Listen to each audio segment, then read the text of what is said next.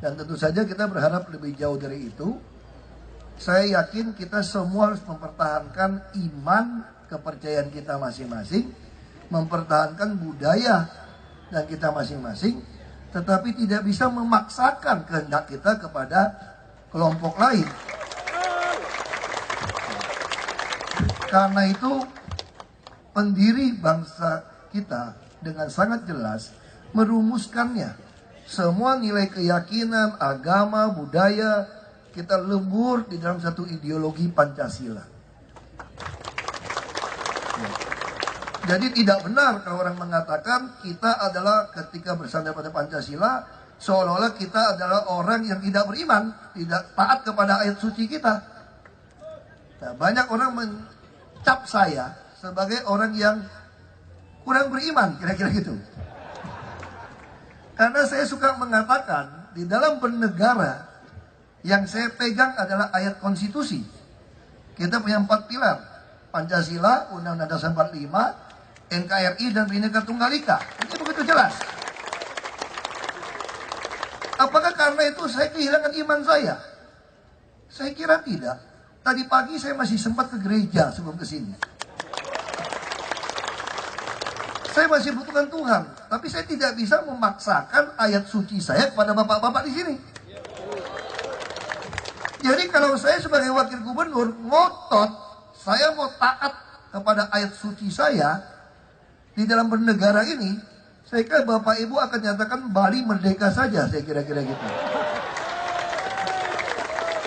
Artinya apa? Kalau ini semua terus dilakukan, maka yang melakukan inilah pengkhianat bangsa dan negara, memecah belah NKRI.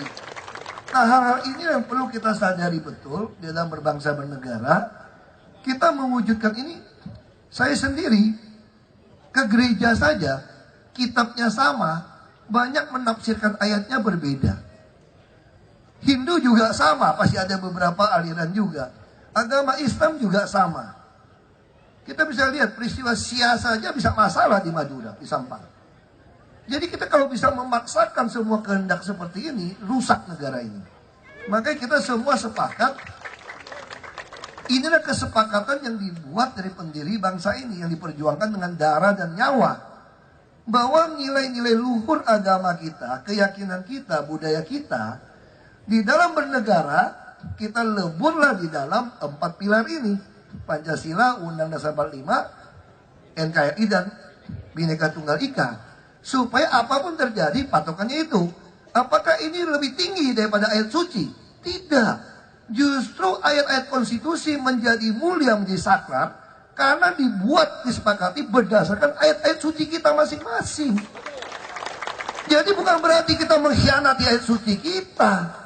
Tapi ada sekelompok orang berpikiran, kalau kita bilang berdasarkan pada negara taat kepada Pancasila, Undang-Undang Dasar 45, dia merasa kita mengkhianati. Dia maunya mentaati ayat sucinya dia.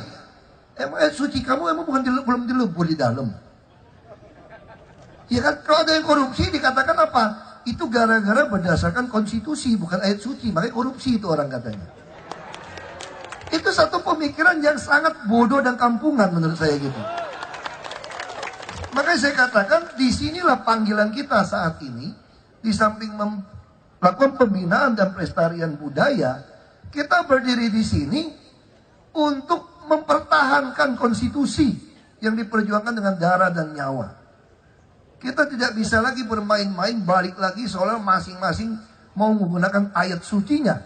Karena ayat suci Anda masing-masing itulah yang menjadi bukti di dalam kehidupan Anda. Percuma Anda mengaku berayat suci, tapi kelakuannya korup dan memecah belah bangsa ini. Yang dibutuhkan kan kesetiaan kita kepada konstitusi. Yang dibutuhkan itu bagaimana kita setia kepada pengorbanan nyawa para pahlawan kita yang bisa ada NKRI hari ini. Bagaimana kita ngotot beragama, berayat suci, mengkhianati perjuangan para pejuang kita. Itu jelas tidak pernah agama manapun mengajarkan itu. Saya sengaja bicara ini karena orang suka apa ya? Selalu mengatakan saya adalah seolah-olah orang yang tidak taat kepada agama. Seolah-olah saya ateis. Saya katakan saya tidak berani korupsi. Karena saya setiap kali jadi pejabat disumpah tidak boleh korupsi. Makanya saya takut sama Tuhan. Jadi ketika saya menjalankan konstitusi, ini demi NKRI dan asas Bhinneka Tunggal Ika kita. Tidak bisa memaksakan kehendak saya. Tetapi ketika saya tidak mengkhianati rakyat dan negara, itulah nilai rohani saya. Itu karena saya taat kepada ayat-ayat suci saya. Makanya saya tidak berani korupsi. Bukan berarti saya mengatakan ayat konstitusi lebih tinggi daripada ayat suci. Kalau saudara tanya saya secara pribadi, saya percaya mutlak 100% ayat suci saya. Tetapi dalam bernegara, saya harus menggunakan ayat konstitusi. Karena ini kesepakatan kita bersama. Sebagai bangsa yang berbineka seperti ini. Itu yang kita mesti lakukan. Saya sengaja tegaskan di sini, karena punya media, kita punya rekaman, supaya saudara-saudara kita yang pikirannya sempit dan chauvinis seperti ini mulai sadar. Bangsa ini didirikan, bangsa ini bisa ada bukan diperjuangkan oleh darah atau nyawa sekelompok agama tertentu. Kita semua berbagian di dalamnya. Sekarang harus jadi pertanyaan kita, siapa yang berani mengorbankan diri tidak korupsi saja, belum hilang nyawa, belum mencucurkan darah, hanya tidak korupsi supaya keadilan sosial diwujudkan di Indonesia. Mari kita tunjukkan mana iman Anda, mana budaya Anda, mana segala yang Anda mau lestarikan untuk kita wujudkan di sini. Di situ saya bisa lihat iman saudara. Kalau bicara iman, nggak usah bicara ayat-ayat suci dulu.